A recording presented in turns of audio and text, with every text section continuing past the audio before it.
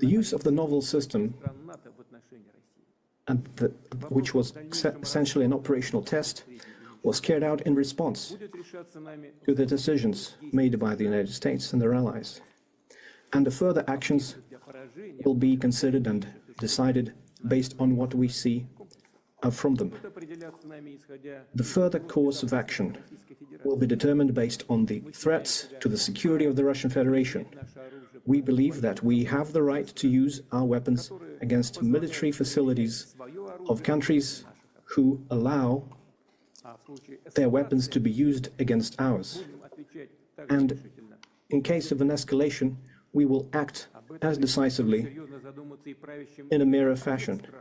The ruling elites of the countries are nurturing plans to use their military contingents against Russia should be warned.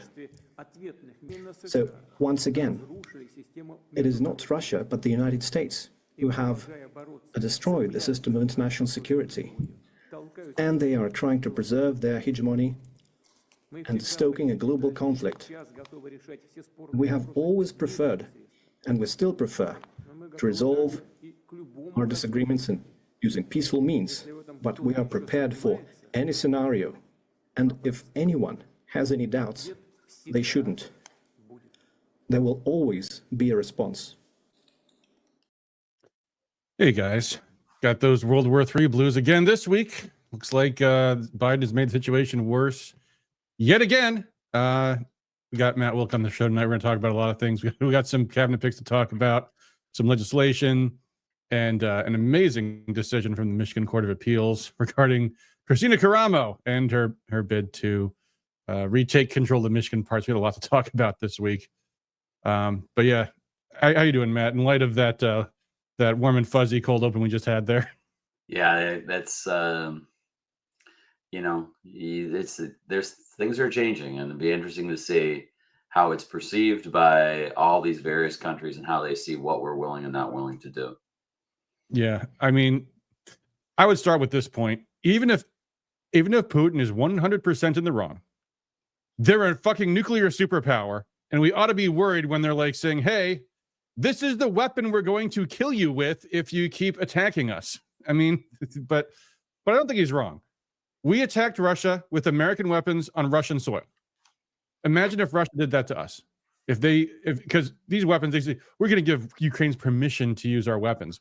But everybody, in fact, Putin says in that address, I didn't use that part of the clip, American weapons need American operators because they have navigation and targeting systems that are encrypted that you can't give foreign countries the ability to use. So those ATACMS missiles were fired by American operators into Russian soil. That is an act of war, period. It is. And I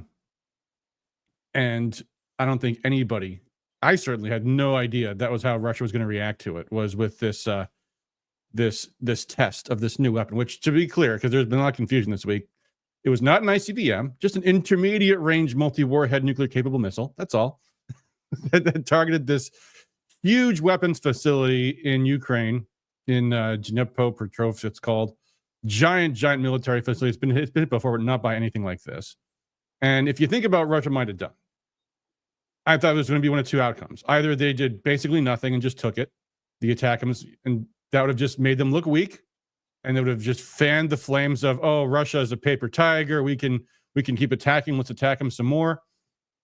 They could have responded with a major escalation, like attacking American soldiers on American facilities or European facilities in the region. They didn't do that either. Instead, they just dropped a hammer down in a military target in Ukraine just to say, this is what we are capable of doing. And I'm just so boggled that Biden, who just lost his election decisively, I mean, he got cooed. He couldn't even stand for re-election. The party wouldn't even let him run for re-election. But his chosen successor got soundly beaten, even with everything going in her favor in the mass media and everything else. The entire power structure supporting Kamala Harris, Wall Street supporting Kamala Harris, outspent Trump 3-1. He still wins every swing state. You couldn't ask for a more decisive landslide victory than that. And these guys are still like, okay, we're going to preemptively stop Trump from implementing the policy that he ran on right now. We're going to try to get him stuck into a war that he can't get out of. And in fact, I'm going to read a quote from this. This is from Simplicius the Thinker. He has a blog. He wrote, "The fact that mere bureaucratic henchmen like Jake Sullivan, Blinken, and company are more likely the ones behind such momentous decisions is a scary thought. The U.S. has no leader, no real figure of accountability in general, at a time of deepest global polycrisis and the verge of nuclear war. In many ways, it's sickeningly treasonous. One can feel viscerally ill just how little regard or outright hatred these cretins have for the average citizen. Only the interests of their globalist cabal bosses matter." Yeah, Biden should be impeached over this, I think. And I know, it's going to be seen as tit for tat. And he's not, wouldn't the Senate would throw it out. Do it anyway. If only to start to paralyze the Biden administration. Start hauling these Pentagon officials in for hearings. This is what the Democrats did so well against Trump. They resisted. They did everything they could to prevent him from being able to act. Well, why aren't Republicans doing everything they can to stop the Biden administration from acting for the last 2 miserable months before he does something even crazier than what he already did? Yeah, I'm not sure there's really very much they can do. I mean, there's always a comment, but what is one house of Congress going to do, in keeping in mind that for right now, there's no punishment for failing to attend a congressional hearing or respond to a congressional subpoena. If Eric Holder can be subpoenaed and just basically give a middle finger to the House, but there can indeed be a penalty for defying a congressional subpoena. It's just that previous attorneys general have only ever done that against Trump officials. Right. But in a couple of months, there might be a new sheriff in town named Pam Bondy, apparently, which I guess is what we're going to talk about in a second here. But the subpoena dies over the new congressional thing. So if you ever issued a subpoena on December 20th, it doesn't apply on January 4th after an election. But couldn't you still be charged with obstructing Congress or whatever kind of bullshit they got Bannon on? It's moot. It's moot at that point. So you'd have to issue a new one. You're the lawyer. I'll take your word for it, but that just sounds incredible to me. No, I mean, it's something that nobody discusses. Nobody discusses. Who's the president of the United States? Not that dude. Can't possibly be that dude that you said was mentally incompetent to run for office. Yeah. Because it's much, much harder to be in the office than it is to run. He couldn't run. He couldn't stand and walk on the beach. Yet this guy, he's the commander in chief, right? The military pyramid chain of command does not include non-civilians up to and including the president. The president of the United States is the only civilian in that chain of command. Secretary of Defense advises the president. So who's making these decisions? It's a fair question. And it's a question somebody ought to answer. And I suspect that with the new House, I suspect they're going to be forced to answer those questions. But Republicans aren't even asking these questions yet, though, in Congress. I mean, here, and this is just to show you where the incoming Trump administration is. This is a clip from the incoming National Security Advisor, Mike Waltz. Let's hear what he has to say about this incredible abuse of power by the Biden administration and what they're going to do about it. Do I need to add it to here we go. All right, let's listen to this. I also want to be clear on one thing, Jillian. Jake Sullivan and I have had discussions. We've met. For our adversaries out there that think this is a time of opportunity, that they can play one administration off the other, they're wrong. And we are hand in glove. We are one team with the United States in this transition. That is good to hear, certainly. Okay.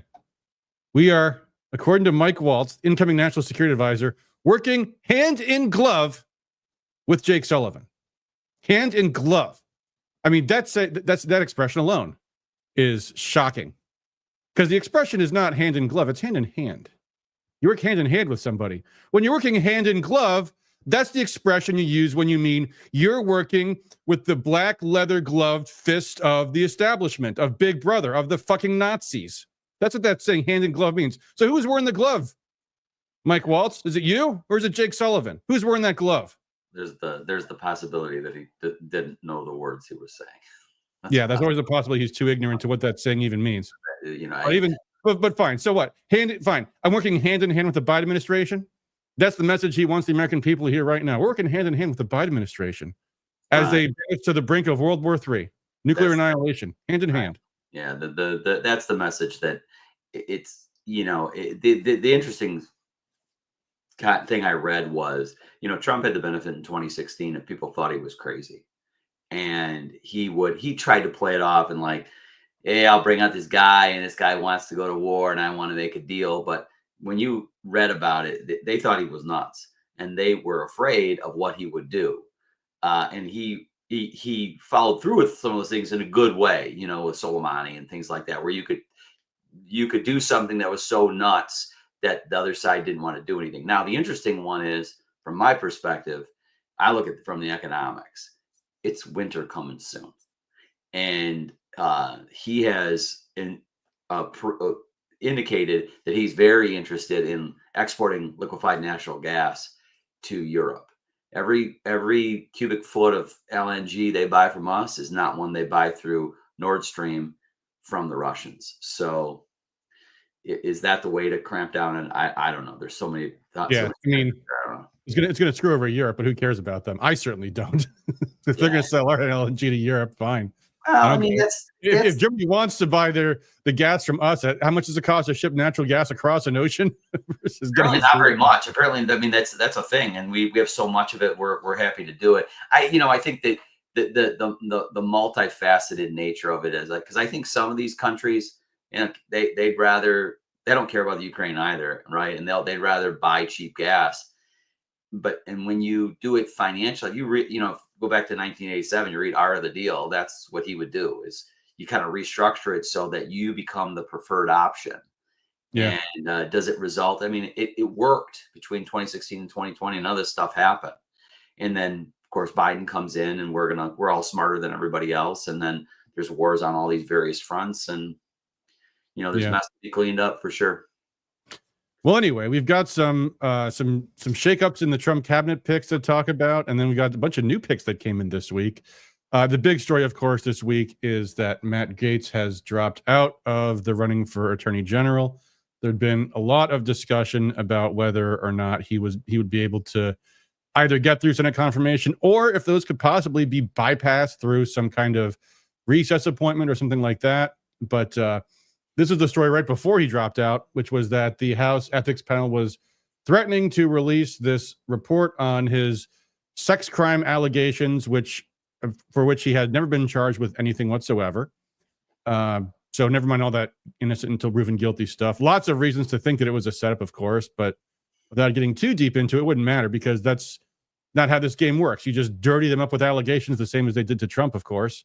Trump survived it, but apparently Matt Gaetz did not. Although it sounds like he's got some other backup plan, because he had the option to walk right back into the U.S. House. He still had won his election.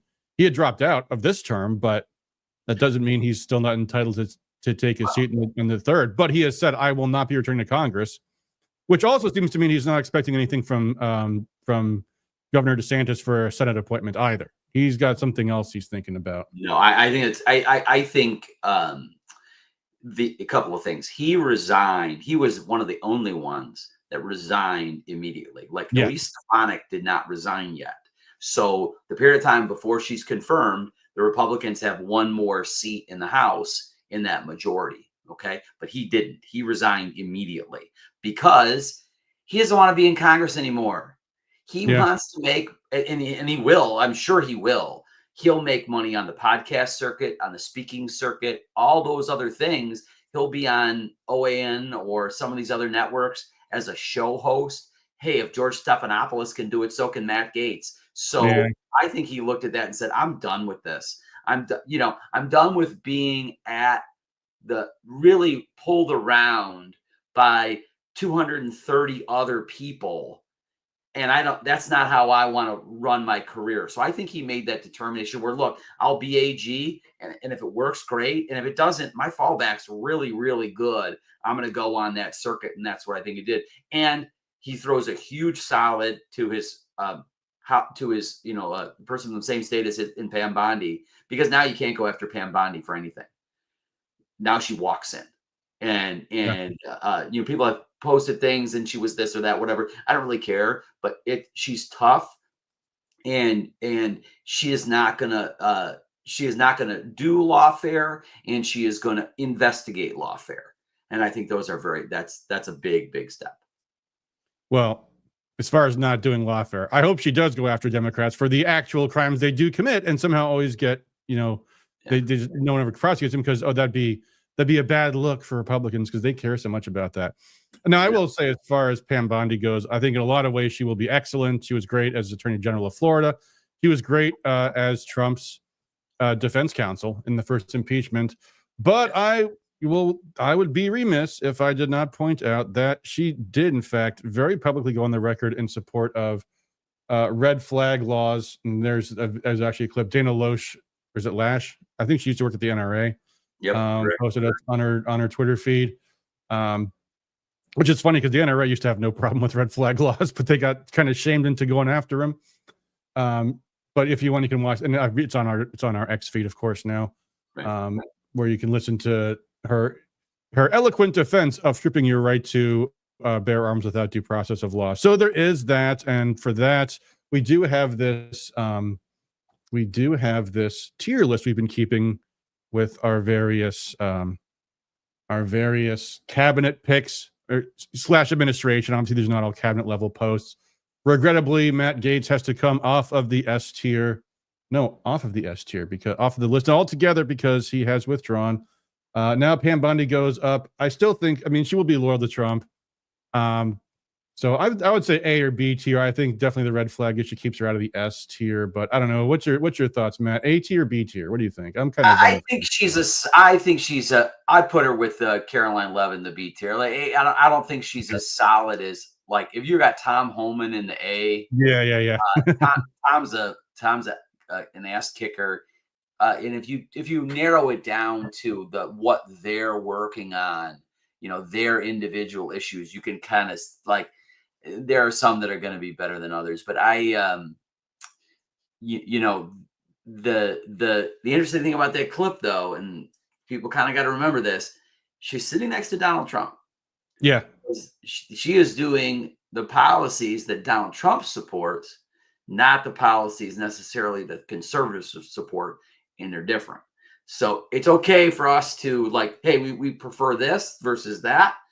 But from his perspective, he doesn't take those strong ideological positions. See also abortion, right? When his people he picks don't take those positions, for me, that's kind of predictable. It's like, okay, well, there's not going to be any national red flag law anyway, so it doesn't really matter. Well, you say that, but when they're bad on something on principle, they're probably bad on something that is going to matter. And to me, the policy is the only thing that ever does matter. So, I do prefer someone that defends the Constitution rather than someone that attacks it. But anyway, let's read some chats. We got some chats to catch up on Rumble. Hans says Trump has differing opinions, henceforth his DNI is Tulsi Gabbard. Trump likes differing opinions. Well, okay, but when people are in the administration, they can cause real trouble. I don't want John Bolton in the administration. I don't want anyone like John Bolton in the administration. And actually, we'll get to it. Trump actually picked someone like John Bolton this week. He also says Matt Gaetz got wrapped up in the smears, applied his appointment. Yeah, but now they're going after Hegseth too. We'll get to that in a second as well. On Facebook, hi to everyone that said hello. And then Carl says, probably afraid to ask who is running the country for fear the Dems got pushed into declaring Biden incompetent, then installing Kamala Ding Dong. Yeah, that was in response to what we were talking about earlier.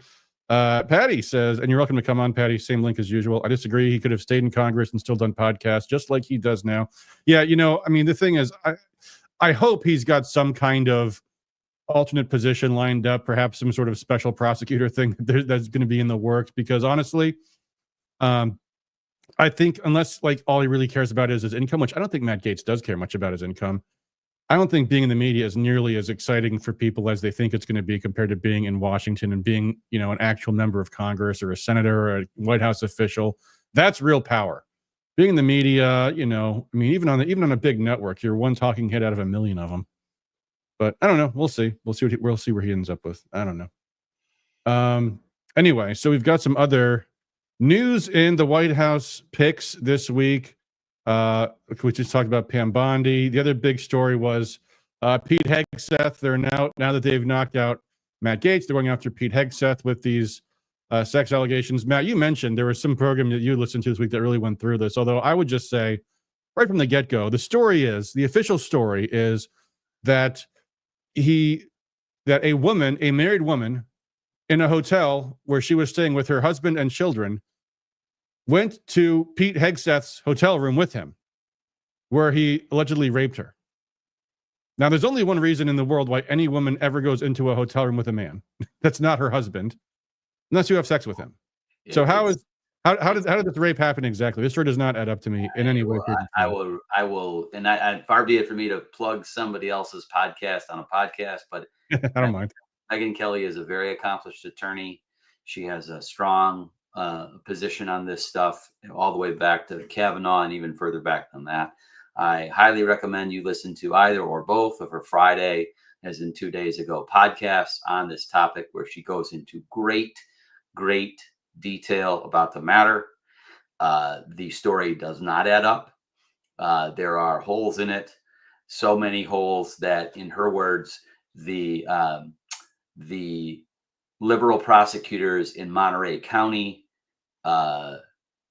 refused to file charges. She eviscerated CBS Evening News, absolutely eviscerated the reporters. That's Mark Wayne Mullen.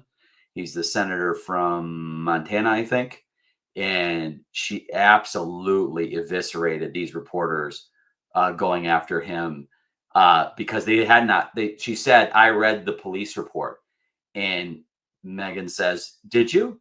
Because if you did, you would have known 1, 2, 3, 4, 5, and rattles off these facts that are horrific." She was seen at 1:30, perfectly normal, by 3 different witnesses. She got texts from her husband, "Where are you? You haven't ever been out late by 2 a.m. She, the one that's the most damning to me is in 3 separate interviews. There was an interview, yes, Lynn, Megyn Kelly laid it all out. There was an interview with the lady, her husband, and Pete Hegseth.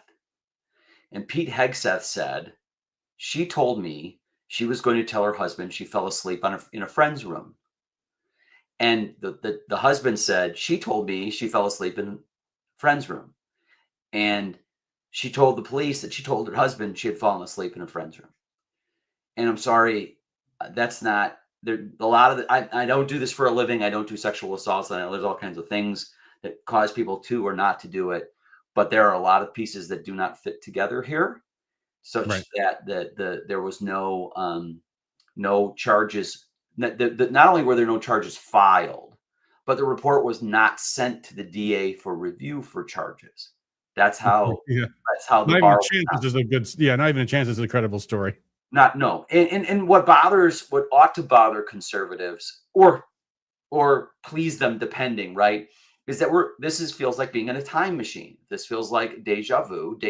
This is the same strategy they used on Brett Kavanaugh, where you had something ridiculous and you tried to play it up that this person is a rapist.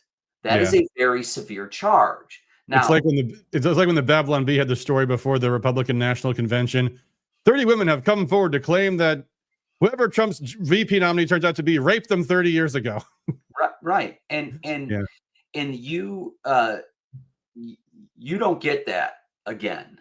Okay. You went through this once. And now the interesting one is, and I was talking with this with one of your, with Patty and I were talking about it. And I said, do you remember who one of the strongest defenders in the end of Brett Kavanaugh was in the Senate hearing when we were confirming him? It was Susan Collins of Maine.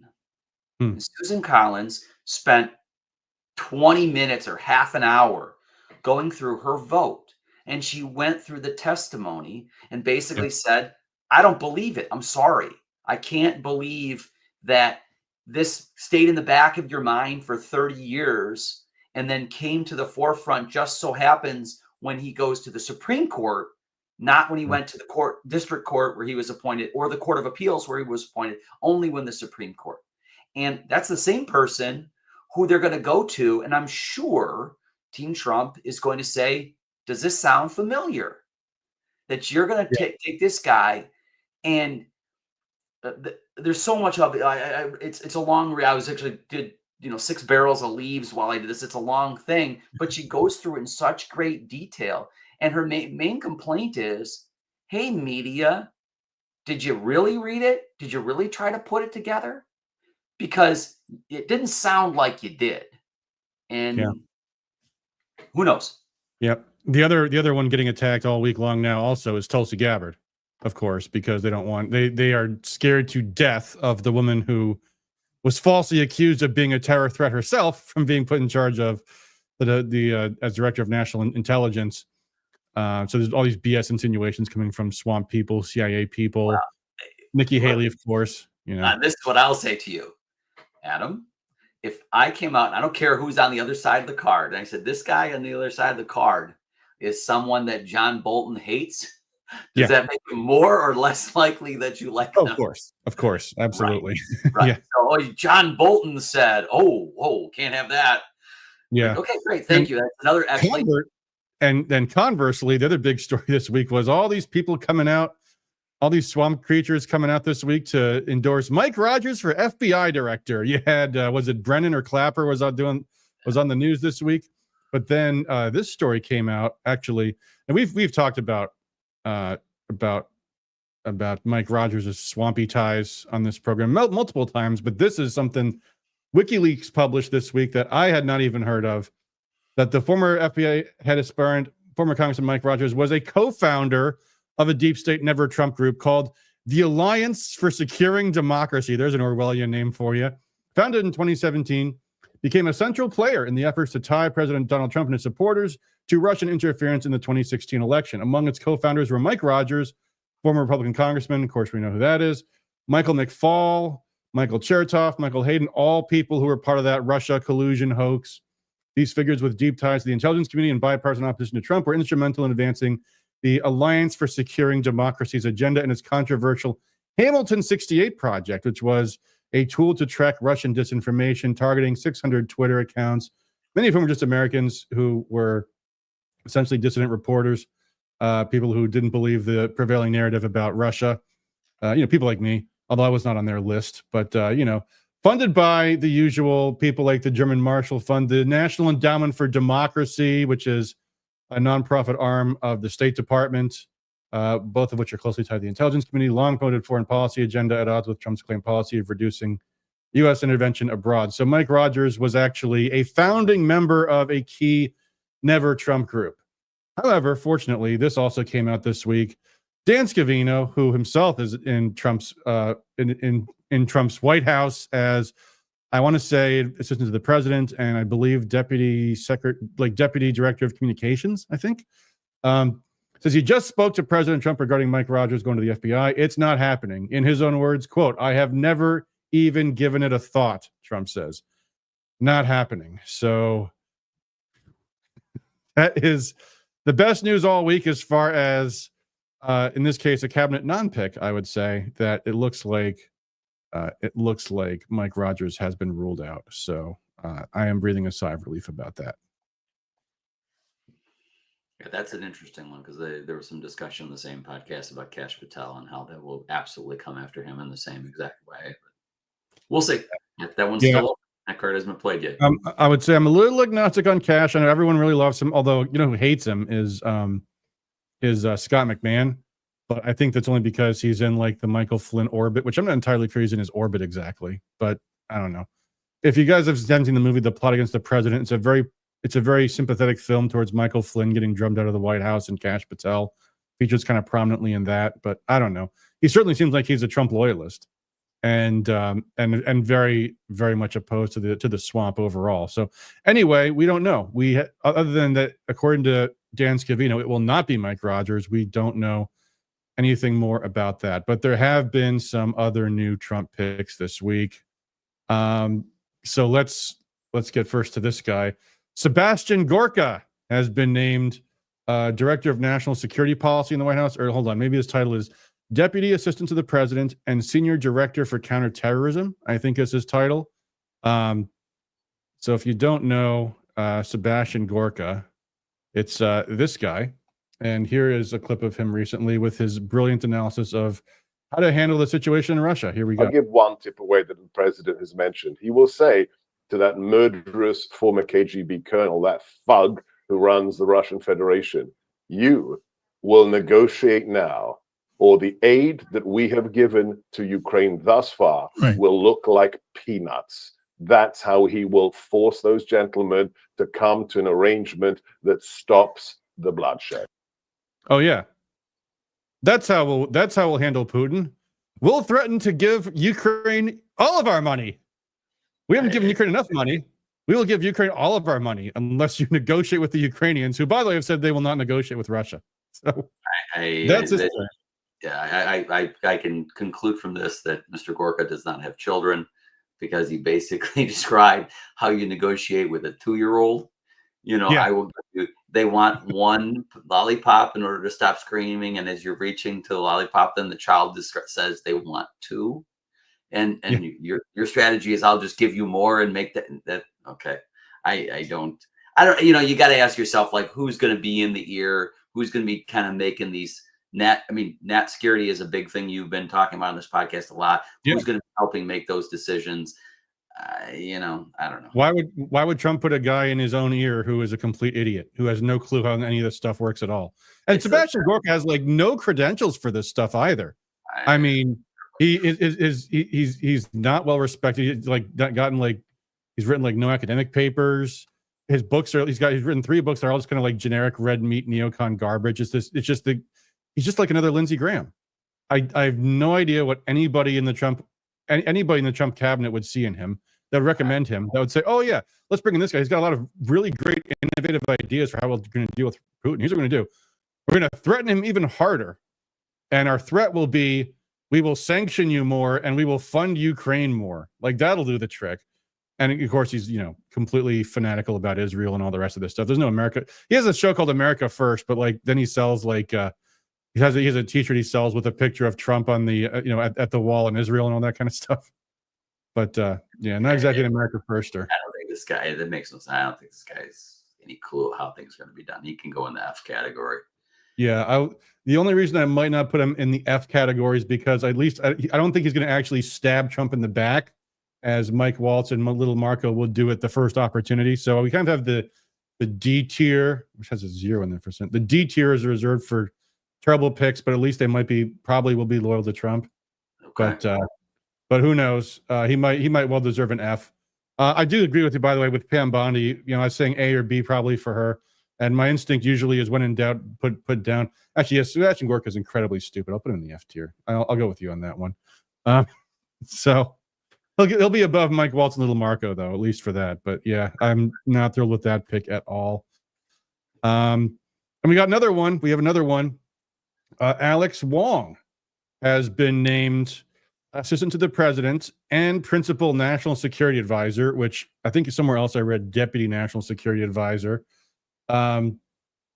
So his record, let's see here. There's this is his career. He was in the Bush State Department as an advisor for Iraq, which was a brilliantly, deftly handled foreign policy crisis we had there. He went from there to being foreign policy director for the Romney-Ryan campaign, well-known pioneers of the America First movement, followed by a stint as foreign policy advisor to arch neocon Tom Cotton.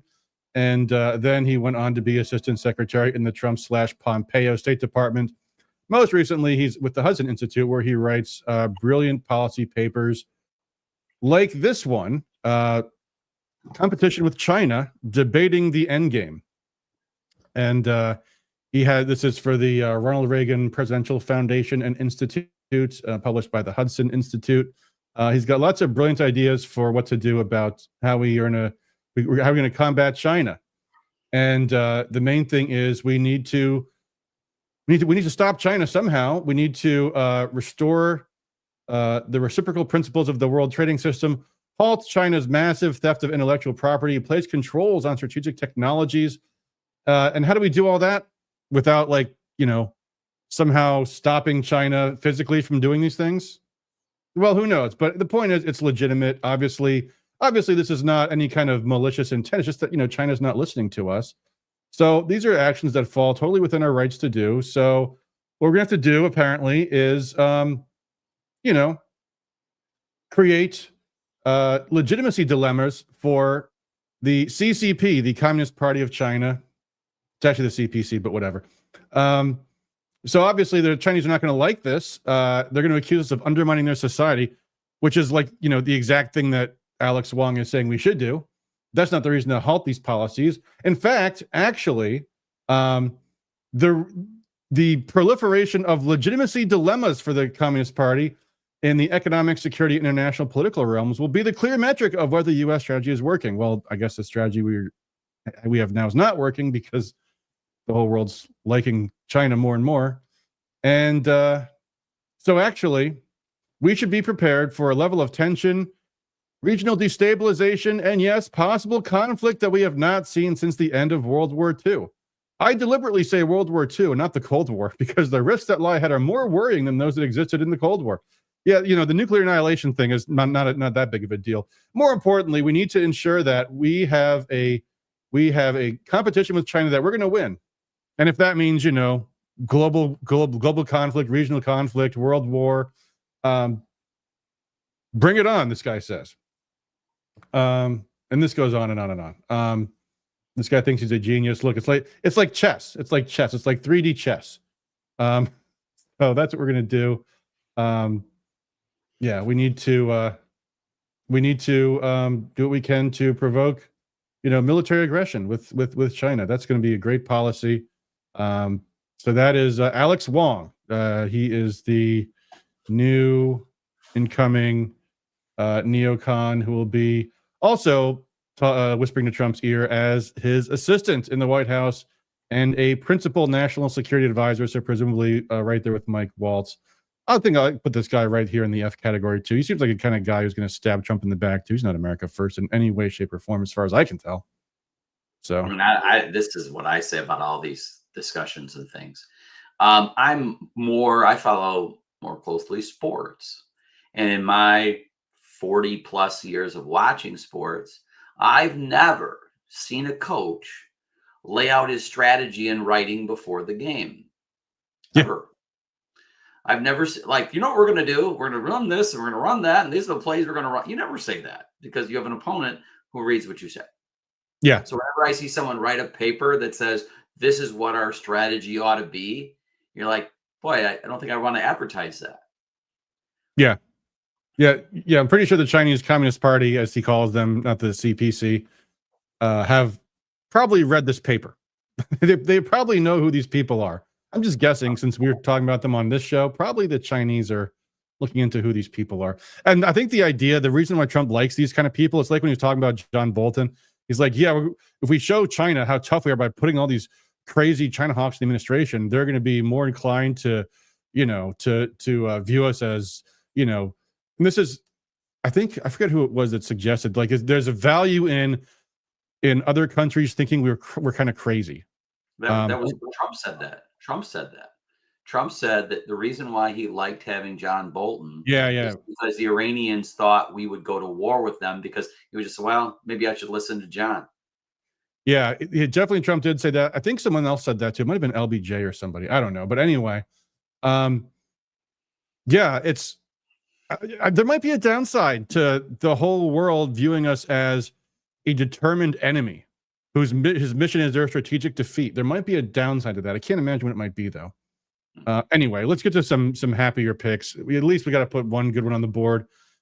We have a nominee for the FCC chairman is Brendan Carr. Brendan Carr is someone that the liberals absolutely hate. He is a hardcore opponent of DEI. He is also a hardcore opponent of censorship. I don't know if I've heard his position on quote unquote net neutrality, but certainly the people on the left are going absolutely crazy about this guy. I actually really liked Ajit Pai. I don't know what's happened to him, if he's still around or not, but this guy Carr sounds pretty solid too. I'd probably give this guy an A. He's certainly spoken out against First Amendment rights. He's warned about a censorship cartel, concerned about social media companies, all this stuff. I don't think it's in this article, but I saw another one where he was talking about how he wants to slash the FCC's staffing budget like crazy and go after the DEI hires, all that stuff. This guy sounds like a solid pick, which, you know. Well, and it's also important to know where he was when he made those statements. He was on the FCC. He was FCC commissioner, and he was raising the hitting the red alarm over and over and over again, and now he gets the big chair. Yep.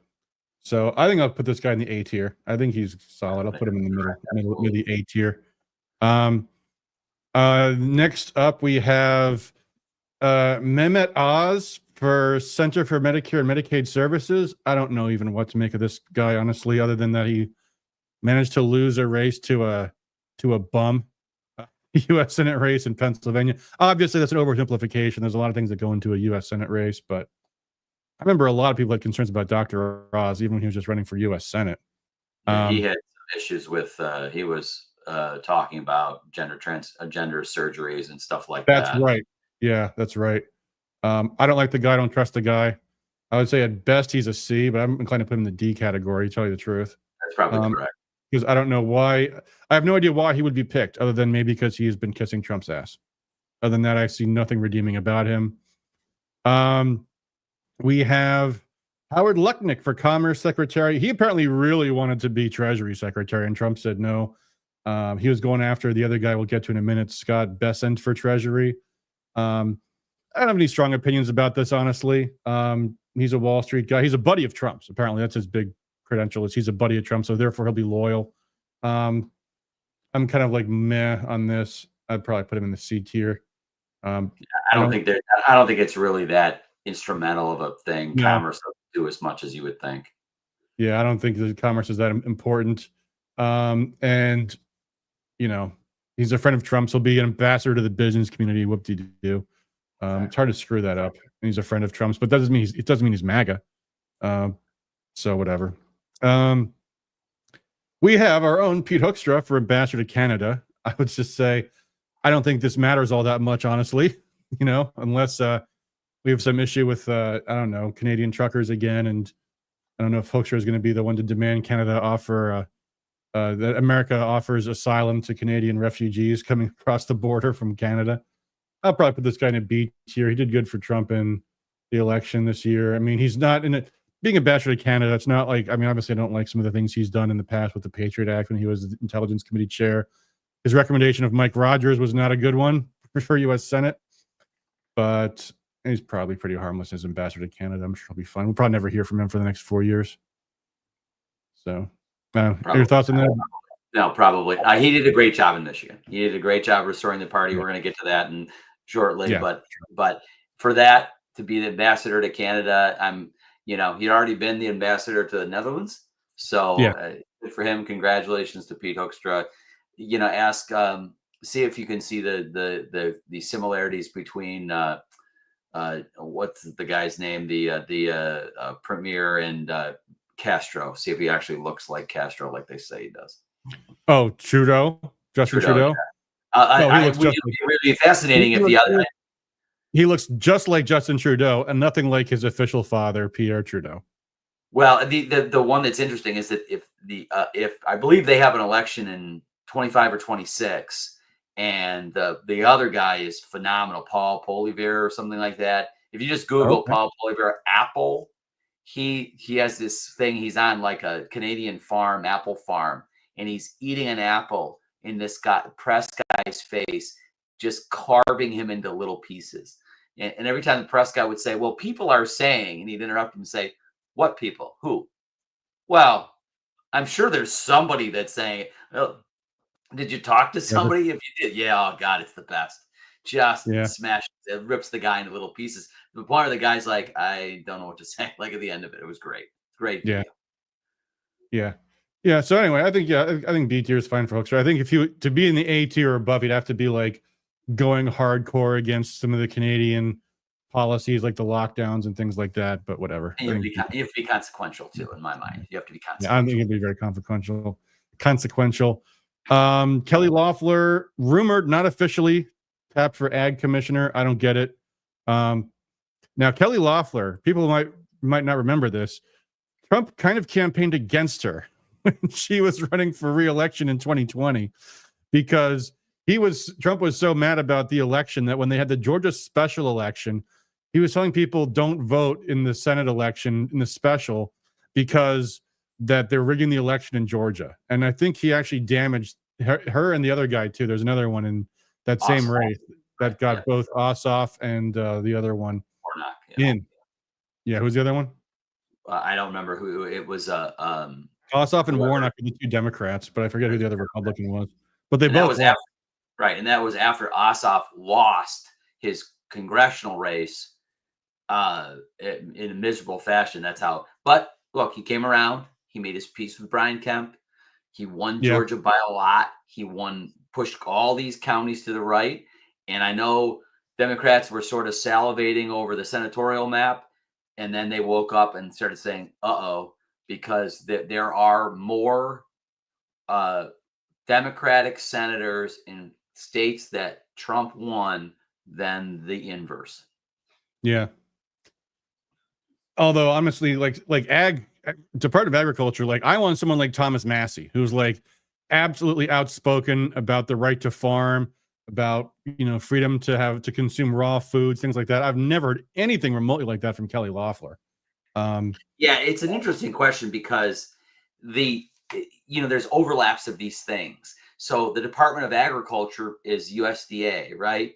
But what about the FDA, which is under RFK, right? So who's going to be making those calls? I don't know. It's fascinating. I'm a single issue voter on if you come out and say that you want to move your headquarters out of Washington, D.C., you go to the top. I don't care about any other policies, because if you want to drain the swamp, you take that.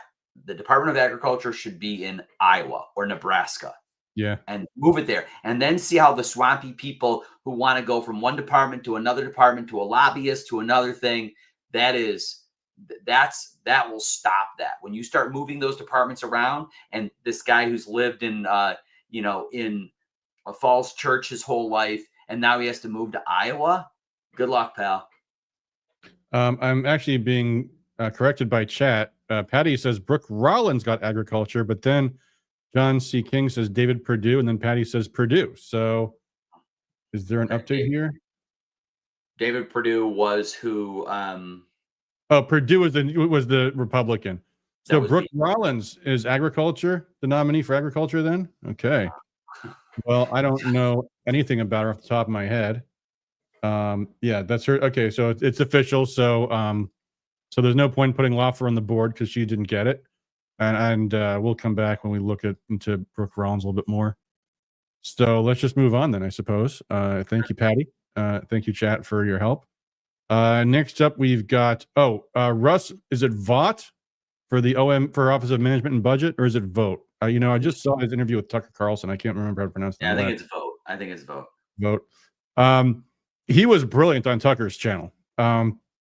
Actually, I heard Scott McMahon attacking him because I guess he's a friend of Steve Bannon's or something, which I don't find availing. But he was brilliant on Tucker, all about here's how you slash government. And we were doing that in 2020. He came into Trump's first term late in the term in 2020, and you guys should watch the entire interview with him with Tucker Carlson. It's on his X channel quite recently. Patty says it's pronounced Vote. There you go. I'm inclined to put him in the A tier.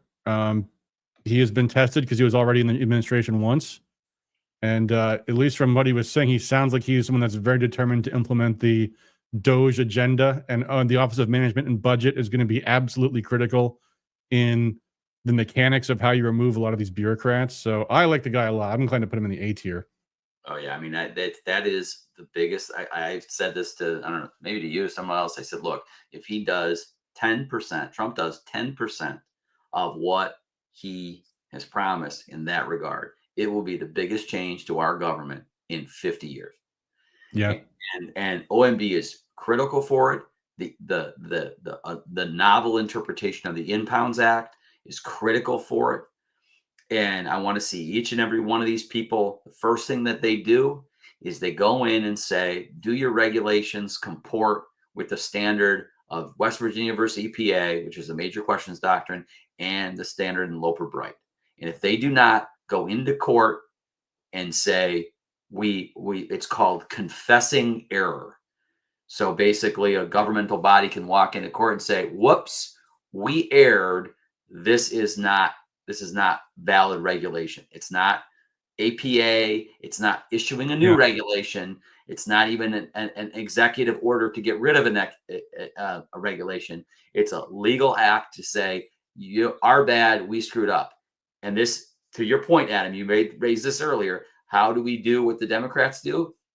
The Democrats use that strategy to fund all kinds of these 501c3s and 501c4s. They would get sued over whatever, and they would walk into court and say, our bad, here's $20 million in a settlement.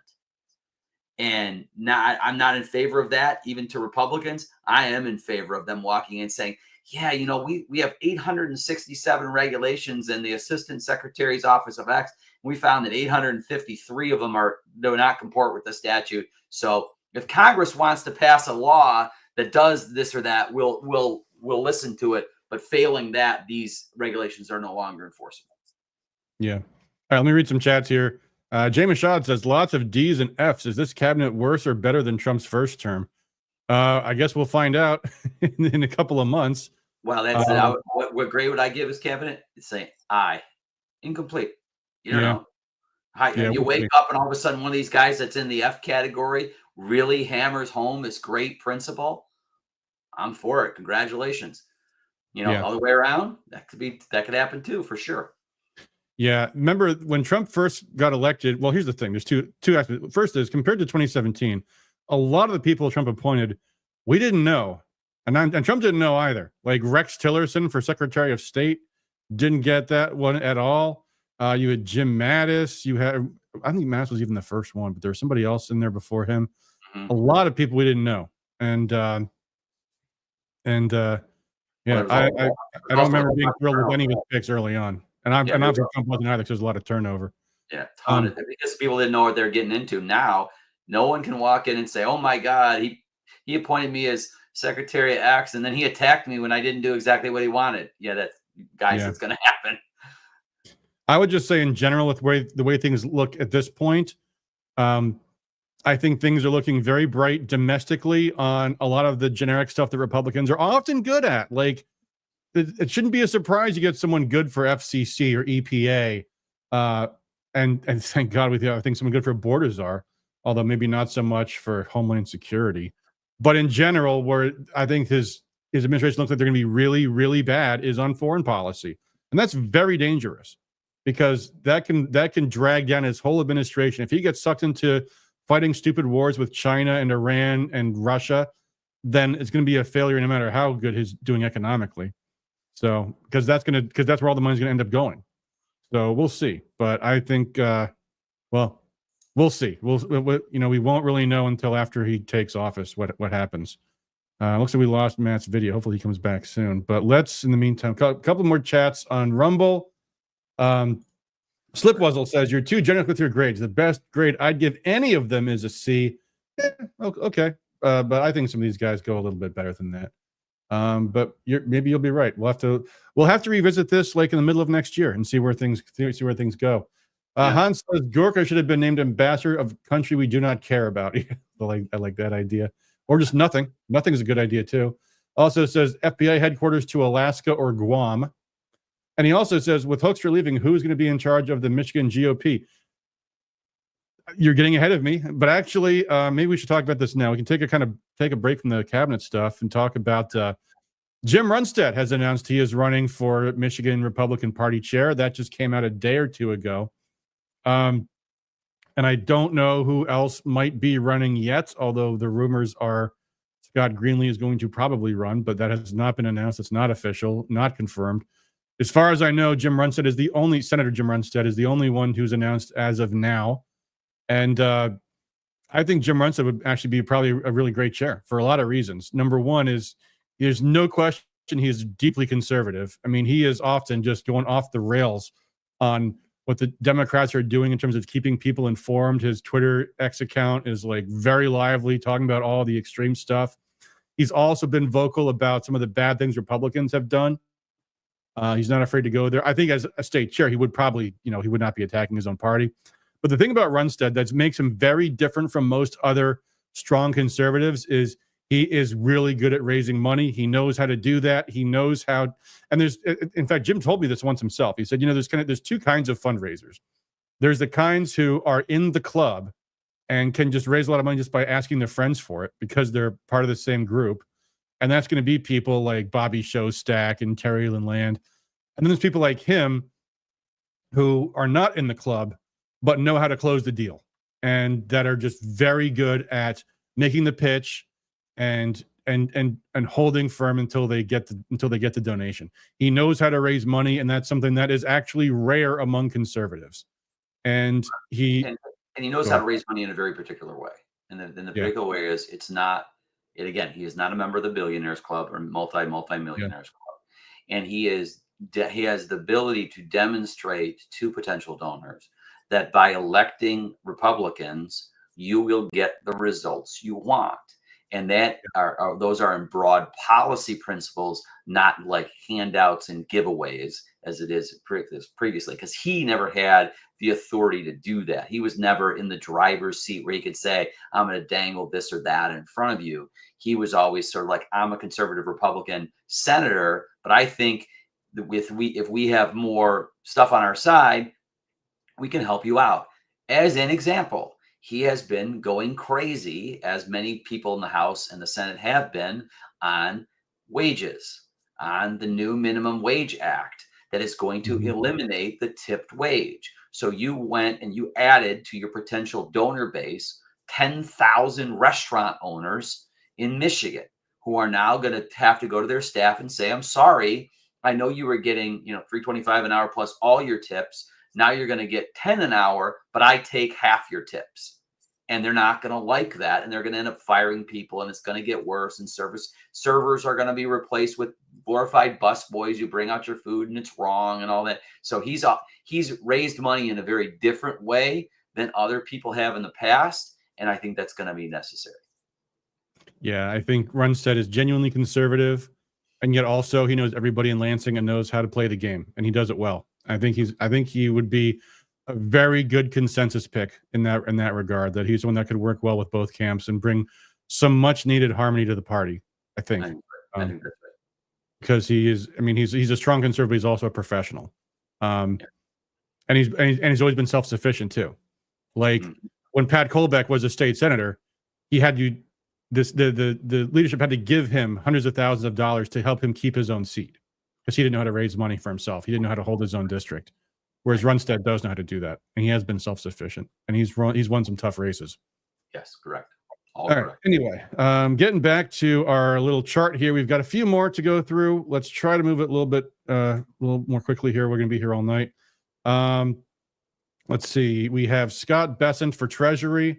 Don't know a ton about this guy. I guess his big thing is he's pro crypto. He's been attacked for being a former George Soros hedge fund manager, which doesn't sound all that good, but it might just be because he was a professional and just is working for a client. He's been talking about pushing around the Fed, talking about naming a new Fed chairman. I don't know if he's going to be a complete boat rocker. In fact, I saw an article saying Wall Street breathes a sigh. Let me see if I got that article up here someplace. I guess I don't have it handy. But it's something like Wall Street breathes a sigh of relief that normal guy Bessent was picked for Treasury Secretary, something along those lines. I'm inclined to put him in the C tier. I don't know. He sounds like he's going to be average. He's a, ask again later kind of question. So as far as I'm concerned, I noticed that I think he does not have a Twitter account, which I think is fascinating, which, wise, because no one can go back through and check all your tweets and see what you said about this or that, Yeah. For HUD, Housing and Urban Development, Scott Turner has been named, who I guess was at HUD during the first administration, but under Ben Carson. I find nothing interesting about the guy. He apparently is into opportunity zones, as famously Jack Kent was all about, which is another word for picking winners and losers. So yeah, although I mean, the HUD has a major issue that they have to resolve, and that is I believe he came out on what I would consider the appropriate side is the privatization of Fannie and Freddie finally. Because the Fannie and Freddie, the two largest guarantors of mortgages, not just residential mortgages, but multifamily mortgages, they've been held in conservatorship since 15 years now. And they're kind of been on the cusp of privatization. That was a no-go under Biden because private business equals bad under Biden. And this guy's like, yeah, it appears to be about time. Now, can you get away from, hey, look, people, this entity is not supported by the federal government any longer? I don't know if you get away from that or not, but it certainly seems like treating that with the same capital controls as a bank would be wise, and get it where you no longer have this sort of, big subsidy from the taxpayer. That's a real positive for me. So you think move up to B then? Maybe that's certainly a B. Okay, all right, fair enough. Sounds fine to me. Next we have Marty McCary. We got three actually for from the in the food and health thing. So Marty McCary for FDA. He apparently is being attacked for being a vaccine questioner and things like that. I'm inclined to put him up high for that. He's no lower than a B, probably an A. Marty McCary was one of the authors of the Great Barrington Declaration. Oh yeah, okay then. Yeah, look at his testimony before Congress, where he starts it by saying the largest purveyor of misinformation in public health matters has been the United States government. Yeah, there you go. So here's kind of the story where they're attacking McCary for Johns Hopkins declared the U.S. health system broken. So yeah, these things all sound good to me. Also, he's being attacked for being like RFK Jr., who he calls an anti-vaccine organizer, a label that Kennedy himself has rejected. Decried the overprescribing of drugs, use of pesticides on foods, the undue influence of pharmaceutical insurance companies over doctors and government regulators. Points that Kennedy has also harped on for years. This quote unquote journalist apparently loves it when the influence of pharmaceutical insurance companies. Well, so, yeah. It's a very, very specific complaint that he had is, why do we, on some circumstances, take the particular drug in question through a long, detailed process? And why, in some cases, do we basically shrug our shoulders and say, seems good to me? And clearly under COVID, there was a lot of the latter. And should everything be treated equally? At least, sure. And and remember that when the original attacks around COVID were, what does this person know? He's not a doctor. And here comes Jay Bhattacharya, who's rumored to be NIH, Marty McCary, and they come out and say, yeah, we are, and we do this for a living, and yeah, everything that you're hearing is as bad as you think it is. And they couldn't handle it because they couldn't go back against his credentials and call him all kinds of names, or so yeah, he and again, has this person stepped up when things were tough and said, I'm fighting for this? He absolutely did. The publication of the Great Barrington Declaration was a big shift, something that pushed the tide on COVID. Yeah. I'm thinking similar things about David Weldon for the Centers for Disease Control. Yeah, don't know much about him. Me's been attacking him for the same thing, saying he questions vaccines and all that kind of stuff. So I'm putting the lower A tier. I think it sounds like Trump's got a good pick there too. Again, the media says the same things about him as they are about McCary. Maybe B. I don't know. I'll give him the benefit of the doubt, but we'll see. And then finally, Jeanette Neshaiwat, as you pronounce that, I guess, maybe, for Surgeon General. I'm seeing some bad things about her. There's actually her own tweet on Thanksgiving a few years ago.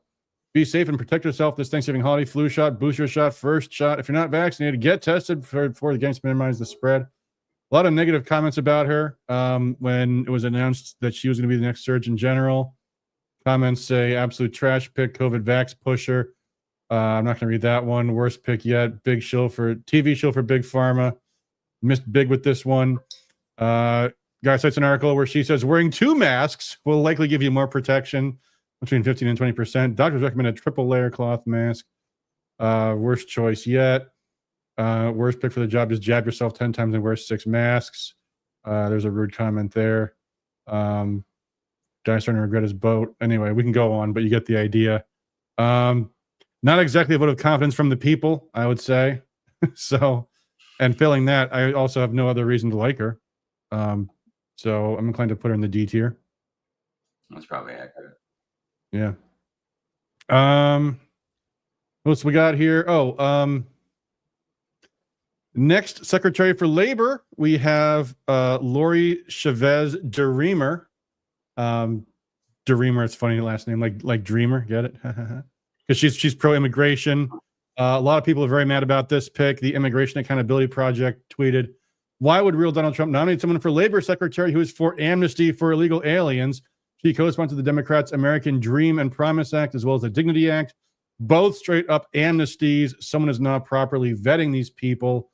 Likewise, people on the employment side also very angry. She's also a sponsor of the PRO Act, that stands for the People's Right to Organize Act. Big supporter of labor. And as this person points out, it's a coup for the Teamsters who had been lobbying for her. Yeah, guys, organized labor. I know some of them came through for Trump, including the Teamsters. One, the vast majority are hardcore opponents of the entire Republican Party conservative movement. Not so much recently, but still back in the day, organized labor was the transmission belt of the left with all those forced union dues. Big labor was its own political mafia unto itself. And this lady has been a supporter of all these things. And so you can see the chair of the Coalition for Democratic Workplace, very alarmed by the press reports that President-elect Trump is even considering her for leading the Department of Labor. The People's Right to Organize Act has been repeatedly rejected on a bipartisan basis by Congress and opposed by business groups representing almost every industry. So a big labor pick. I don't know. I don't understand why Trump felt like he had to give the Teamsters anything. But there you go. So, did I not show this? I think I meant to. Oh, I did have this one on the screen too. Okay, so I did post both of those comments. Patty P says Jeanette's an F. Yeah, you're probably right. Patty P says Randy Weingarten loved that pick for labor. Yep. Pick with a CK. Yes. Yeah. So straight up appointing people to cabinet level posts who are on the left. So I'm going to go ahead and put this one in the F tier because I don't think I think she would betray Trump first chance she gets, because she's loyal to people that are not conservatives at all. They're friends with Randy Weingarten and all these other big labor bosses. I don't know. What do you think, Matt? Wait till they figure out who all those labor unions are going to support for Congress in 2026. Yeah, they shouldn't need any time to figure that out. Yeah, exactly. And then finally, we just have one more. Linda McMahon for Department of Education, which reportedly the Trump administration wants to eliminate. Maybe they will do that, although I'm not holding my breath. My inclination, honestly, because Linda McMahon is apparently one of the top people in Trump's transition team, is just going to put her in the middle of all these people. She's actually got a really good pedigree. She was on the Connecticut Board of Education before she was the head of the USDA.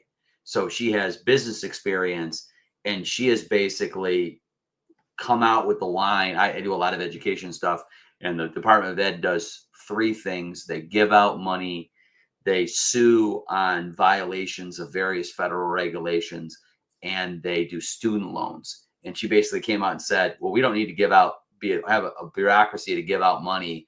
The Department of Justice can sue for violations of the law, and we shouldn't be doing anything with student loans. And if you do 10% of it, you've done a lot. She does those 3 things. the Department of Education is going to be about 7 people, and that's not a bad thing. Yeah. So what do you think then? I'm inclined to put her in the C tier. Yeah, C or B, one of those two.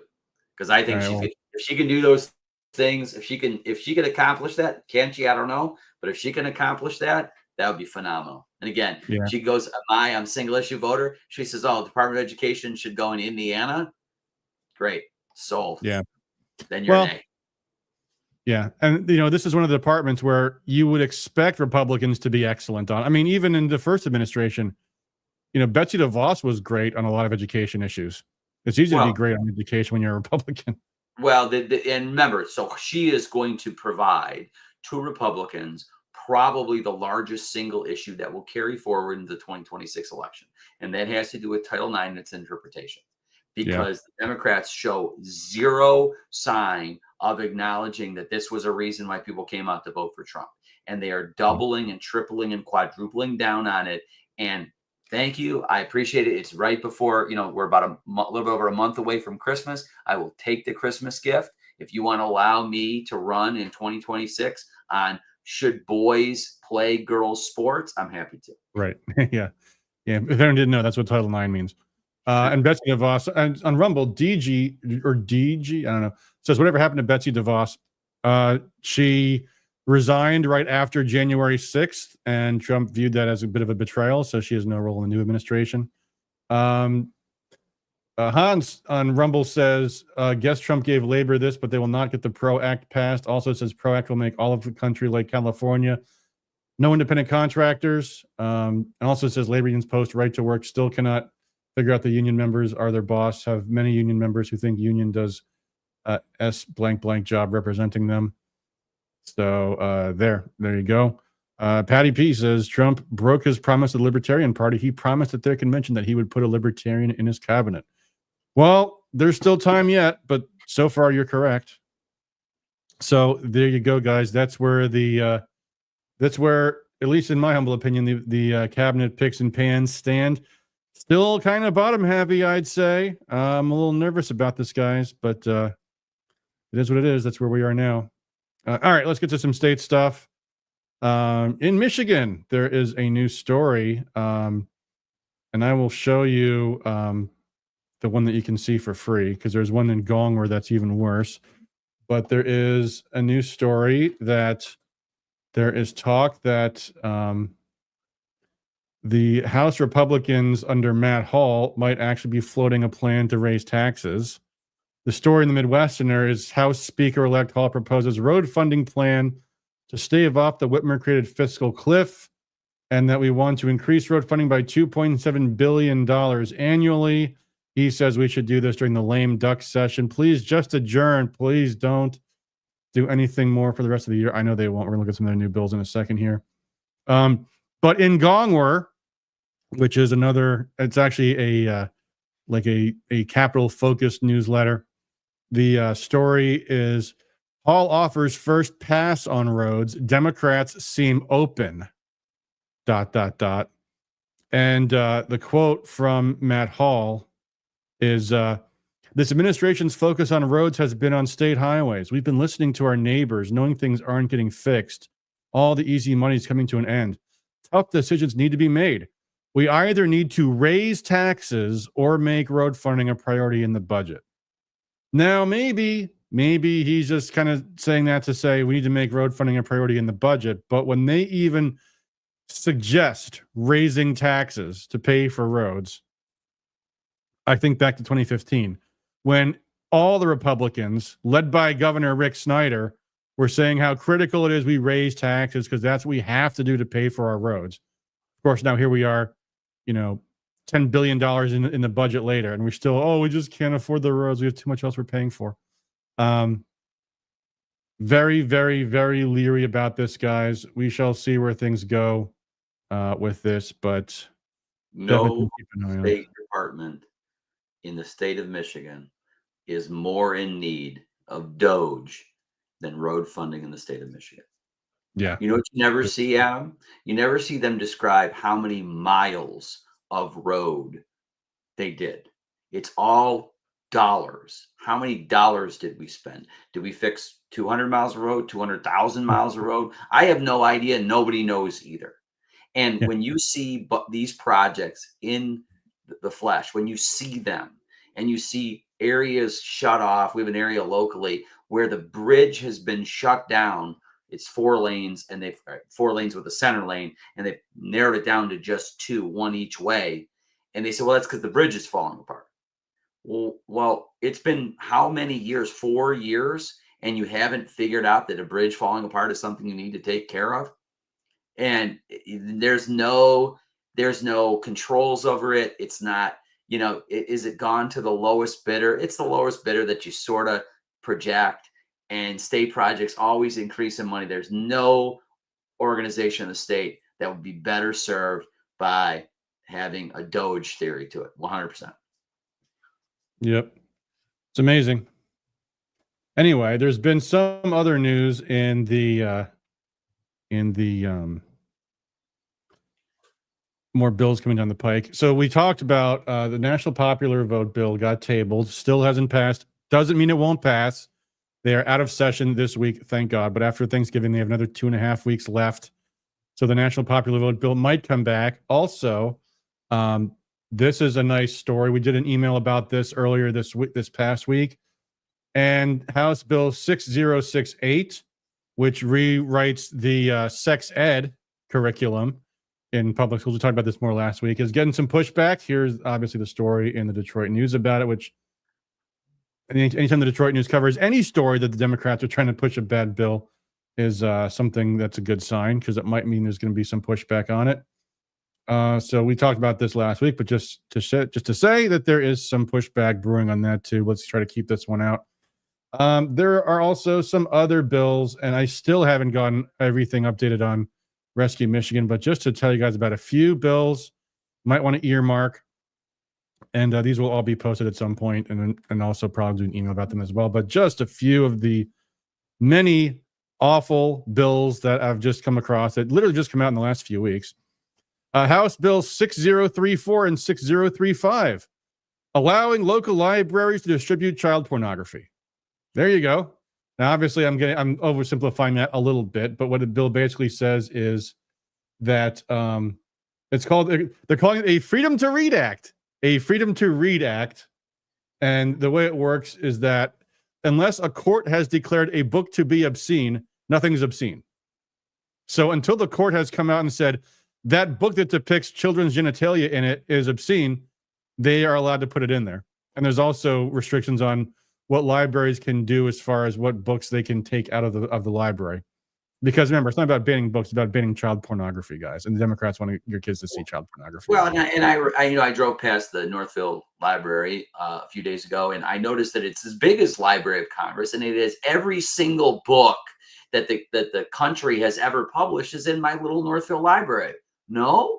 Oh, you mean they have to pick and choose what books are presented to the public in their small little subset? And it's completely legitimate to say, hey, this book has really good value for our readers, and this book, well, it really doesn't. It's really more, I don't know, homosexual propaganda.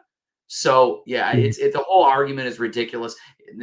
We talk about school libraries a lot. It's the same dumb argument that somehow it's telling people they have to buy, if they want that book, they have to buy it from Amazon, that's somehow banning a book. It's ridiculous.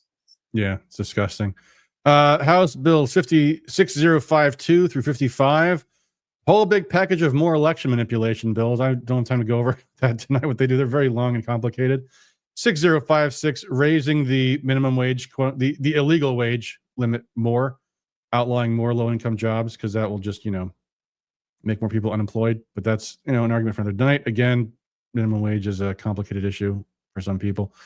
House Bill 5947, mandating implicit bias training for all kinds of licensed professions. There you go. Literally forcing you to take leftism training as a condition of employment. That's fine. That's a Fifth Amendment violation if I've ever heard one. Yep. 5975. Oh, there's more.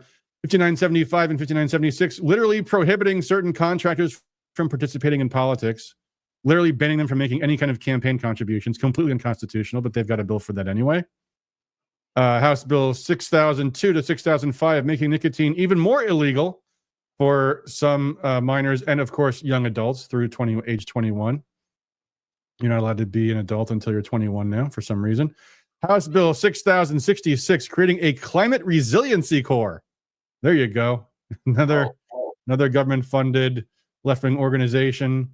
Here's a lovely one. I'm going to pull this one up, actually. House Bill 6069. Here's a bill.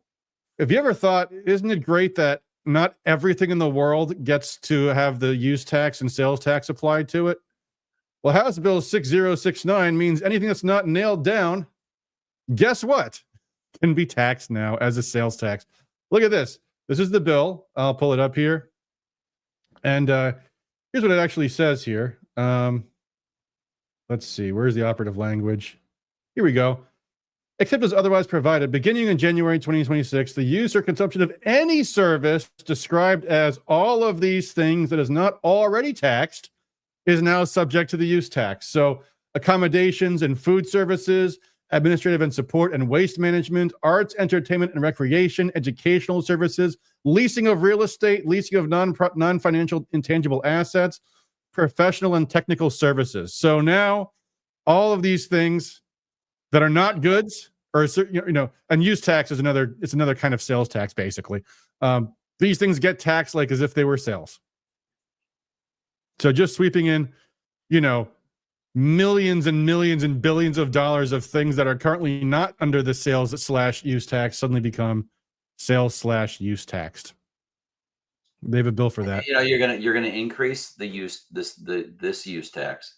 It's gonna, like, the one that I saw right away was rental real estate, right? So a small business owner is now going to have to pay a use tax. Newsflash to Democrats: it's never paid by the landlord; it's always paid by the tenant. And the tenant pays it. And what are they going to have to do to their prices? The prices are going to have to go up so that they can pay their use tax. That is how the economy works. We've been through this once. You just lost an election. As I tweeted out to Betsy Coffia, now is it to say that what people really wanted when they swept you out of office is more of what you were selling in the first place is quite a take. Yeah. What else we got? Oh, more legalizing abortion. House Bill 6077, the Abortion Data Privacy Act. Here's a funny one. Senate bills 1060 and 61. Bills that prohibits objectionable, offensive license plates. We wouldn't want anything like that. So I'll pull this one up, actually. This is a bill to prohibit certain configurations of license plates.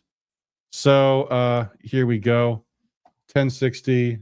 And we wouldn't want anything that carries a connotation as profane or obscene. Used to describe alcohol. Used to disparage or promote or condone hate or violence. So yeah, guys. So if you don't already have it, you got to put in your order for your NOFTCHX license plates because they're going to be illegal soon. There you go. Nothing. Remember, we're all a hate group. So if you have your University of Michigan with AGA after it, sorry, that's that's a hate group. Okay. Yep. Amazing. Jeff Fuss, is the government big enough to give you everything you want? Is the government big enough to take everything away from you? Yep. All right. We already have done a lot this stream, but we have one more big topic, and we would be remiss not to cover the topic that actually I invited Matt to come on the show to talk about because he's the attorney, and this is kind of a big thing. Kristina Karamo, as we all know, she was sued by the parties that ended up, not the next state chair because he hadn't been chosen yet, but Melinda Pago, various vice chairs and other state party officials had removed Kristina Karamo from office, and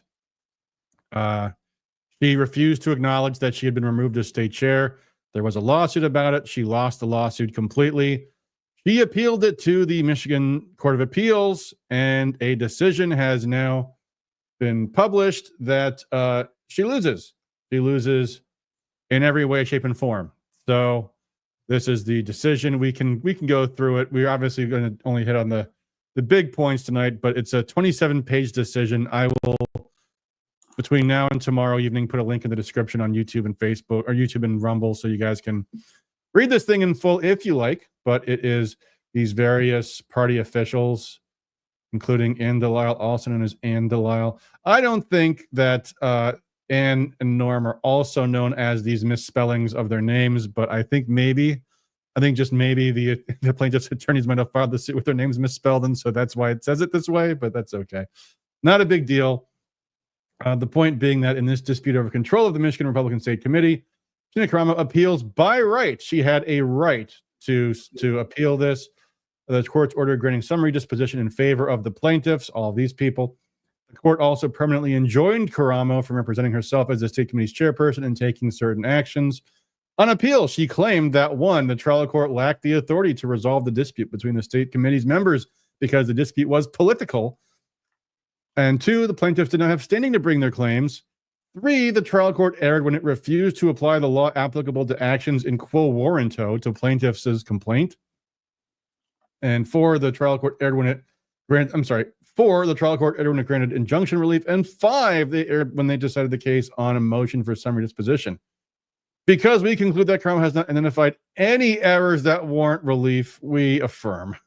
So there you go. But let's go through this a little bit at least.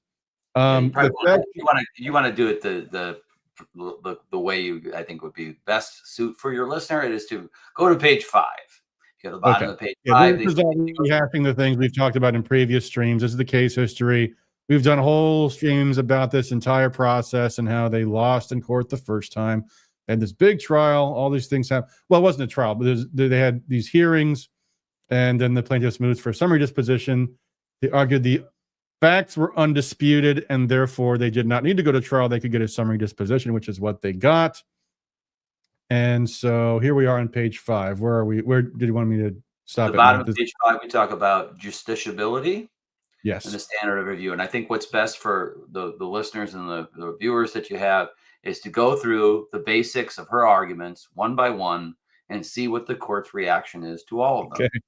So the first argument they make is something called justiciability, which is, does the court have the right to settle a dispute about a political party? And she claimed, no, they have no right to do that. They can't step. It's a political party matter. The court cannot step in. And the court says, okay. And then they go through, is their subject matter jurisdiction. And subject matter jurisdiction, as the court mentioned in its previous case, this is not a federal court of limited jurisdiction. It is a state court of general jurisdiction. So the trial, third paragraph, the trial court plainly had subject matter jurisdiction to hear and decide plaintiff's claims. Okay. So the first one, right off the bat, swing and a miss. Yeah. The next paragraph.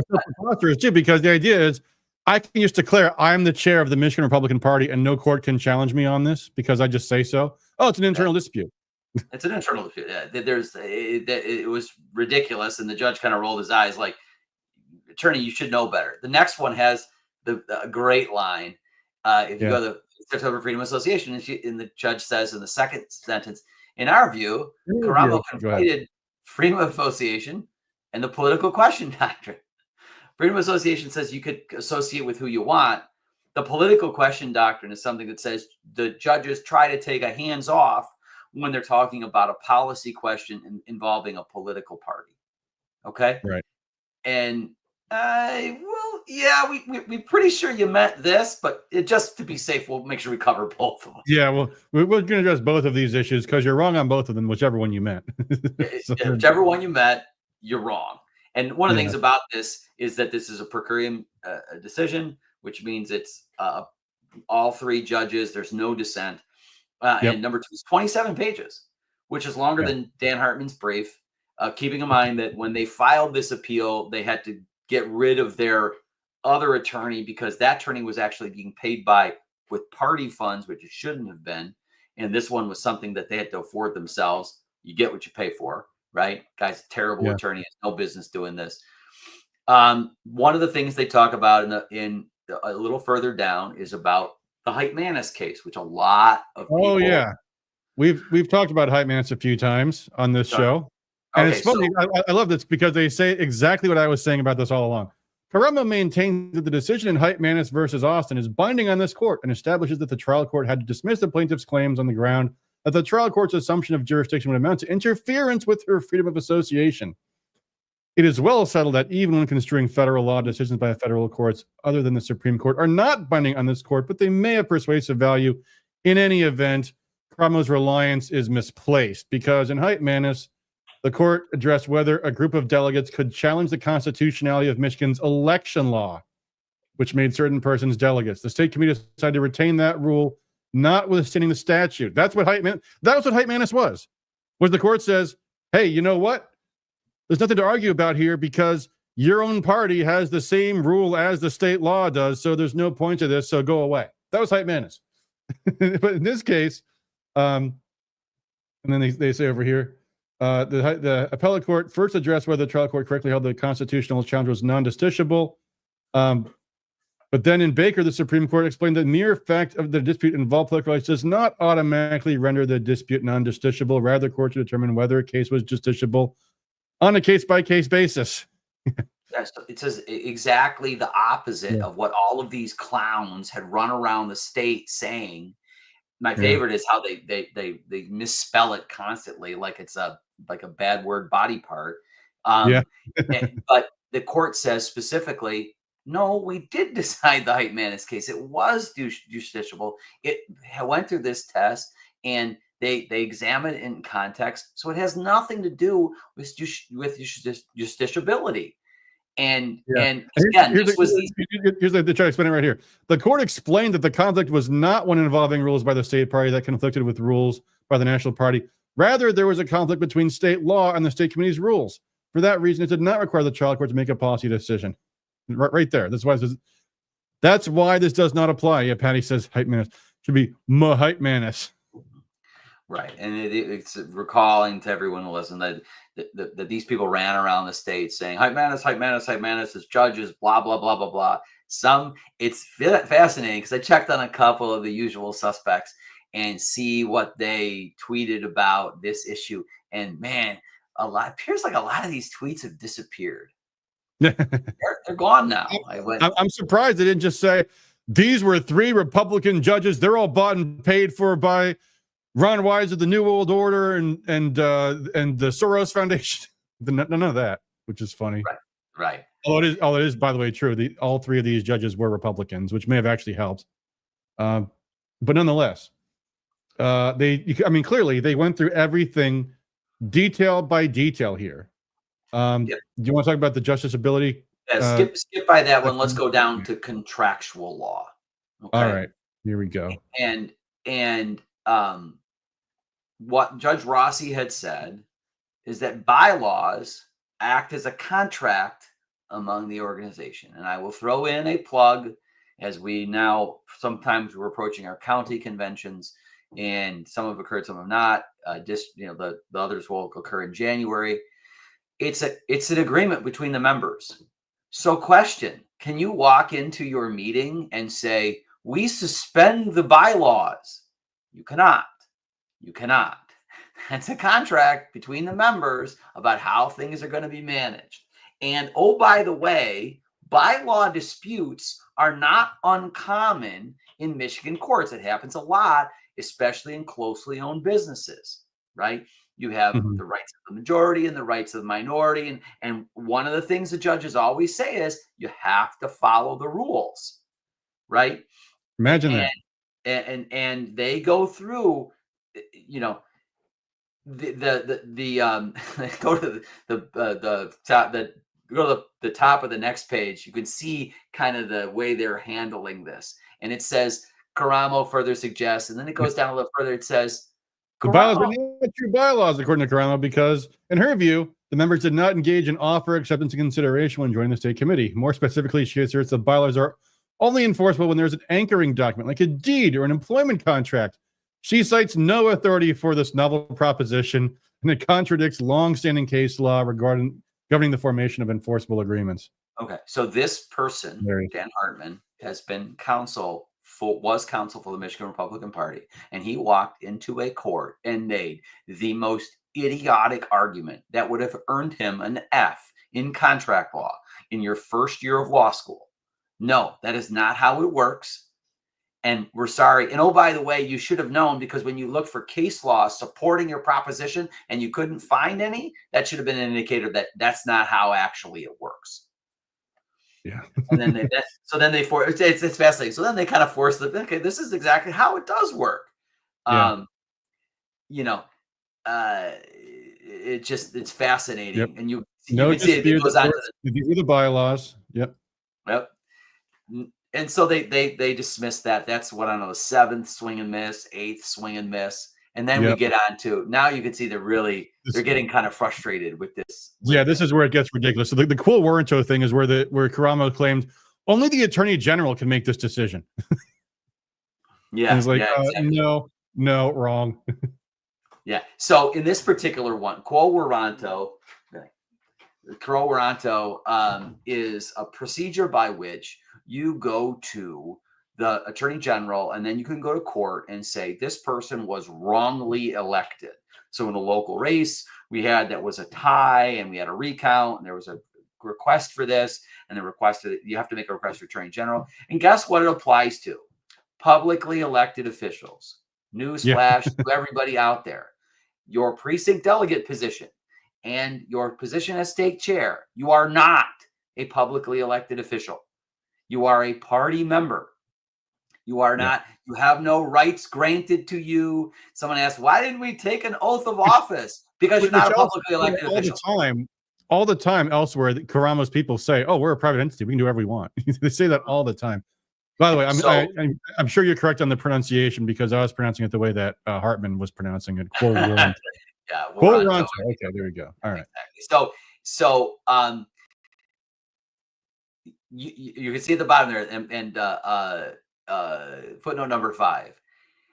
They lack standing, and they say, well, she did not challenge the plaintiff's standing in any other way. Yeah.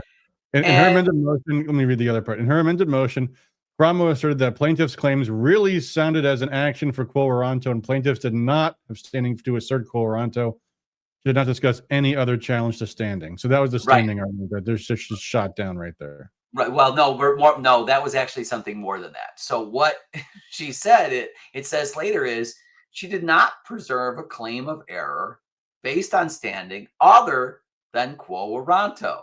One of the questions on standing was, since the lawsuit was filed after January 20th, should they have included Pete Hoekstra as the new chair? Right? Should it have been the principal? Right? She's running on saying she's chair. I really am. And they never did, which would have been a potential claim for appeal if you had a lawyer who didn't have a law degree that was worth toilet paper. Yeah. So they say, I think that would have done any better, though, honestly. I mean, you got it here. And then they say, additionally, Karamo's entire standing claim, accepting a block quote from a bench book, consists of a single paragraph where she claims that Ambassador Hoekstra was the real party interest. He was not joined as a necessary indispensable party, and that plaintiffs did not have any unique rights to assert. Karamo's failure to offer any meaningful analysis of law of standing and how it applies to the facts of this case amounts to her waiver of her general standing claim of error. So basically, because he did such a poor job in this brief, we're not going to allow you to make that argument. And that sometimes is a advertising like, that might have been an acceptable answer, but you didn't make it. Yeah. So again, it's again and again and again and again, and they just keep swinging and missing and swinging and missing. And here you go up top of page 16. In this case, hold on real quick. I'm going to just read this quote, this chat. Jay Mashad asks, some people think precinct delegates are publicly elected officials, but it is really a case of state law allowing the use of a public election for a private organization. Is that correct? Yes. Yes, that is 100% correct. They are doing us a solid because they are allowing us to use the August primary election to elect members of our political party. That's all it is. Can they? I'm not sure it's that solid, honestly. I kind of wish we didn't do it that way, to tell you the truth. I agree with you, but I mean, that it's funny because when you look at the Democrats, they have precinct delegates, and even in like Democratic areas, you'd figure in Detroit, they would have hundreds and hundreds and hundreds of precinct delegates. They don't, because they don't care, because that's not how they run their organization. Right. So it's not like people sign up for that as well. So, and in fact, the judge even says that in this case, Karamo was not the holder of a public office within the meaning of these 2 Michigan court rules. Period. Period. You're not a publicly elected official, so please stop it. Yep. Okay. There's more analysis where they go through about summary judgment and was it sufficient, and the judge throws all of those out too. Karamo argued the trial court didn't have the authority to enter a permanent injunction. Oh, yes, they did. Right. Karamo does not identify any law that precludes a trial court from granting injunctive relief. He cites the court rule that authorizes a moving party to move for a summary disposition on a claim and notes another court rule that requires a complaining party to include a request for relief. However, Michigan requires notice pleading, which means that a complaint is sufficient when it reasonably informs the opposing party about the nature of a plaintiff's claim. So let me make sure I understand this correctly, Matt, because in some states, I think this is actually different. There's some states where your complaint is the 4 corners of the relief you're seeking. And sometimes the facts you can even plead, but then in where you have a notice pleading, your complaint does not mean you can't ever bring anything else in ever again. It's like you're asserting this is the essence of what we're arguing. This is the basics of the facts, and you go on from there, but you're not forbidden from ever saying anything else on this ever again. Right. More particularly, did you provide sufficient notice of the elements of whatever you're looking to do? You don't have to. You can't just be more than general. You can't just say, if you're filing a tort claim, we have duty, breach, causation, and damages. You can't say that. You have to sort of lay out the whys, but you don't have to. A complaint in the state of Michigan doesn't have to be, it can be, but it doesn't have to be 200 pages long with every little detailed fact you have, because we have a discovery proceeding, right? So during discovery, we get the answers to some of those questions, as they did here. Yeah, that's kind of what they're saying here. The pleader today has some elbow room. They're not confined to the straitjacket of the ancient writ, meaning the original pleading. Yeah, and they this is funny. Karamo is clearly on notice from the inception of this case. The plaintiffs sought both declaratory relief and an injunction against further breaches.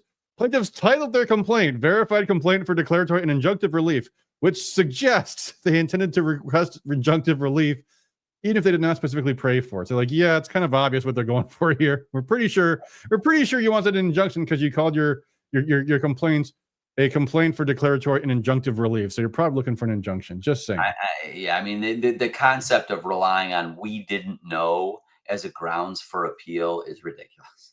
Yeah. Like I said, the judges in this particular Court of Appeals ruling were very patient. They didn't write a 2-pager and say, we went through everything and it's all bunk. They didn't write through and say, they went through the detail. They really did a favor to the current administration, because they cut down every single argument. Michigan does not have automatic right to appeal to the Michigan Supreme Court. It is permissive only. You have to ask the Supreme Court for permission.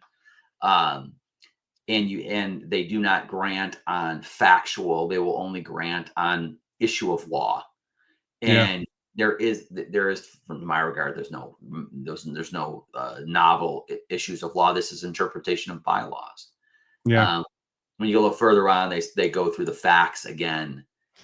Yeah, they do actually get into where here's where they start getting into the actual facts of everything. Karamo claims the trial court misinterpreted the bylaws, but now let's go through all these details, and they go through all this stuff, Robert's rules, and everything, piece by piece. Every little thing. Yeah, and the one that was interesting to me, and again, this so people understand what, if you go to page 22, footnote 9 at the bottom of page 22, she says Karamo suggests on appeal that she had the unilateral right to interpret the bylaws, and her interpretation could not be challenged except in a specified matter under the bylaws. She doesn't cite the bylaws or Michigan law. She does cite Robert's Rules of Order, but her citation does not correspond to any known version. Oops. Karamo's cursory treatment of this claim amounts to abandonment on appeal. And again, that's the second time because the brief was done so poorly, the appeals court said you abandon that idea. Now, in the commercial world, if you have that happen, that's malpractice, right? Yeah. Because your client had a potential claim And you blew it. didn't raise it. And by not raising it, not only did you not get it, the court specifically called out, hey, there was this claim here and you missed it and you don't get it. That's second time. Yep. So And this goes on for more and more and more. I don't know if we want to read any more of this. you can go down to, You get the idea, though.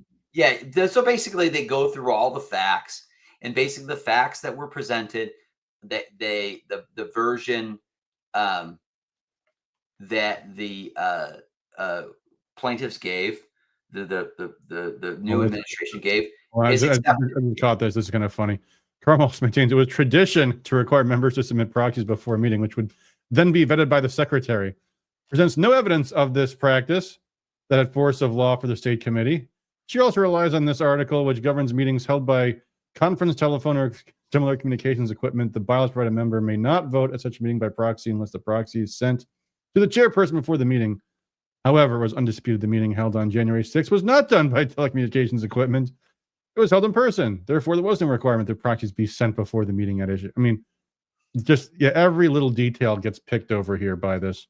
Right. And interestingly, in there, they were very generous and they allowed Hartman to, at least they responded to the arguments that Hartman made for the first time in the appellate court brief. Well, they might have mishandled the proxies. The judge is like, well, there's no evidence of that, right? This might have happened or that might have happened. And there's it's what I can't remember what the name of the character on The Simpsons is, the lawyer, but that's what he reminds me of. It's like, oh yeah, Lionel Hutz. I mean, he is just, you're just making statements that sound like you know what you're talking about, and you don't. And here's a judge telling you, here's a judge telling you, it doesn't appear you know what you're talking about. And I remember, I'm old enough to remember when this group of people claimed that really this was Judge Rossi having been paid off, which is frankly slanderous. Libel, libel and slander for sure. And there's no question about that. And you said it over and over again that we'll get relief later and blah, blah, blah, blah, blah. So this was, and they cut down the way she interpret words and the way she interpret provisions. And we're sorry. We're very sorry, but you're wrong. Yeah. Literally every single place. Sometimes in a court of appeals opinion, you'll see we found kind of for the plaintiff on these three and the defendants on these two, and the balance, kind of is left to right. Nowhere in this entire opinion do they accept any part of what the Karamo team submitted. None. And so what I said is this is roughly the equivalent of 40 consecutive swings and misses at pitches. Yep. So I hope this ends it. This is the end of it right here. The undisputed evidence showed that 71 members of the 107 regular total members appeared at the meeting held on January 6th, which plainly constituted a quorum. They had a whole bunch of funny stuff up in this page talking about why Karamo's interpretation was ridiculous. There was also, contrary to Karamo's contention on appeal, no evidence that members left in such a way as to deprive the meeting of a quorum. Of those members who appeared, 45 appeared in person and were allowed to vote on the motion to remove Karamo as chairperson. The members held the vote, and 40 of those 45 members voted to remove Karamo, which was more than the required 75% of the in-person and voting members.